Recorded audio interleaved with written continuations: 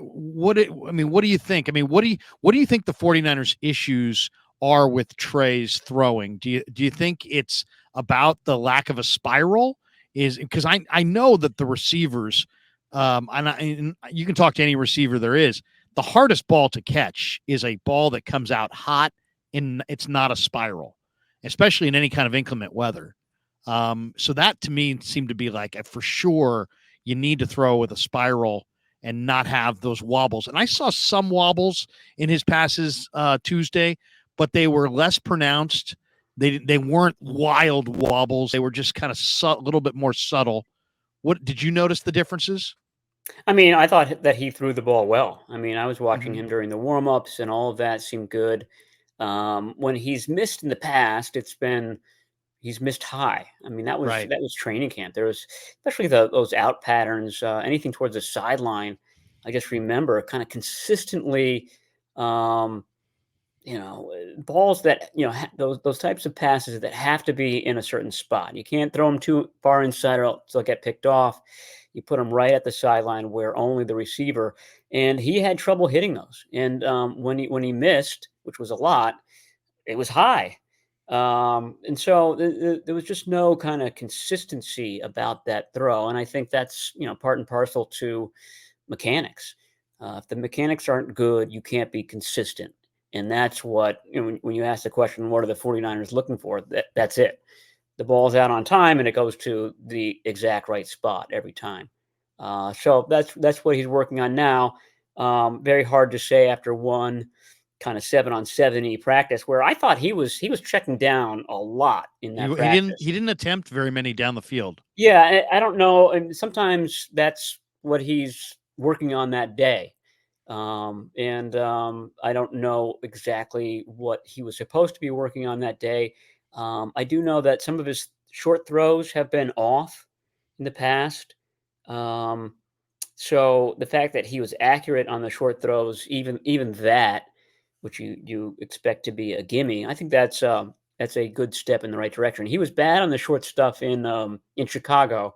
Now that was a very wet ball game, and sometimes those are the hardest throws to make because you really don't have a lot of time to kind of figure out where the dry spot on the ball is, this, that, and the other.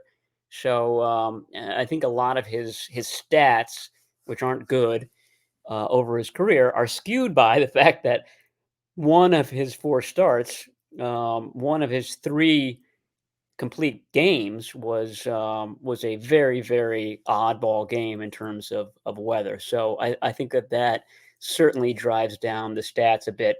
The game against the Texans that he had in 2021, he completed 70% of his passes in that game. 70% would be, It's great. if not top two, top five in the NFL. So I think that's what the 49ers are expecting moving forward.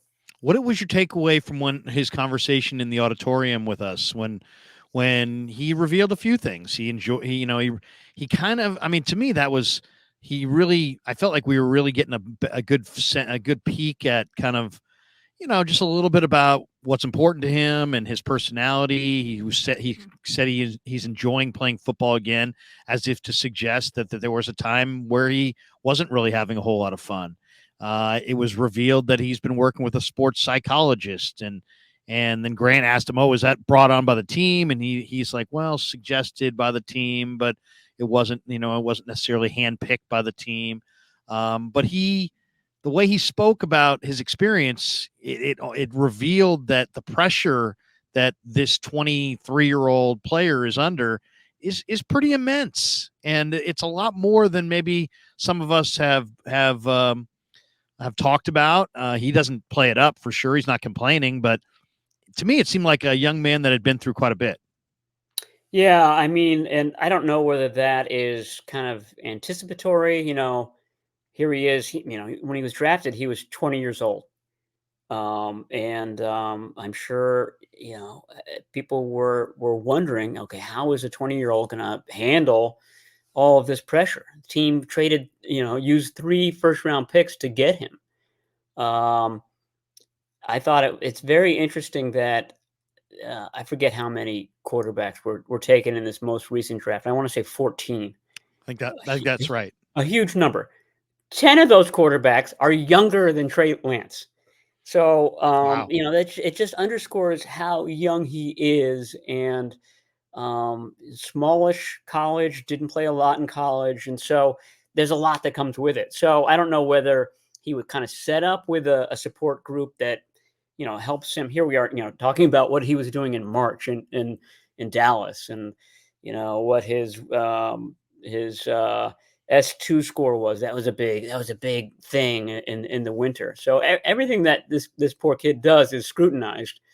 Yeah, I wonder whether this is all part of it. Plus, he had the injuries. Plus, I mean, if Christensen is right, and Trey Lance is dealing with having to ice his elbow after 3 days of throwing regularly, I mean, that alone has to not just wear on your arm, but wear on your psyche. Like, this is Sure. my chosen profession, and I want to go out there and I want to practice as much as I can and get this right. But every time he does, he comes away with pain. I mean, I can just imagine what the type of distress, mental distress that might cause. And if that's cured, if that's in the past, that's got to be a tremendous monkey off of his back.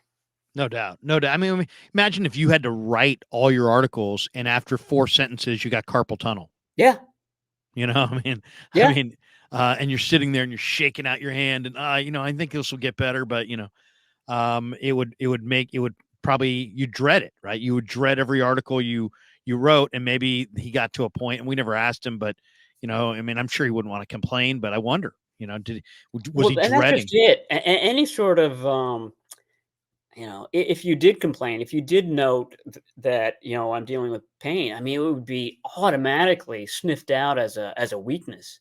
Look at this guy making excuses about himself. So he can't. He has to. In this day and age, you have to go up there, and whether you're you know bright-eyed and bushy-tailed or not, you have to pretend like everything is going great all the time. Everything's fantastic, because the minute that you show some modicum of honesty, Right. you just get It's you get weakness. bashed for it.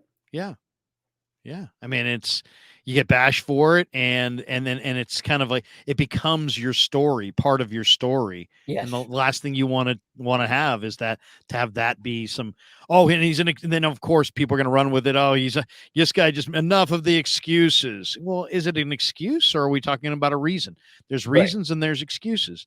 The interesting thing to me is that everybody who comes in contact with Trey Lance, whether it be 49er players, coaches, throwing coaches, media people, everybody's just won over by what a tremendous person he is. And at least I think that's I don't want to say a saving grace because I mean it makes it sound like he can't play at all. But it's definitely an advantage that people like him and they ever they admire him. His teammates admire him. I feel like I can say that. I've talked to a number of players on the record, off the record. They like Trey a lot, and they're rooting for Trey. This is not like this kid is, he's a this or that. No, they love him. The coaches love him. Shanahan.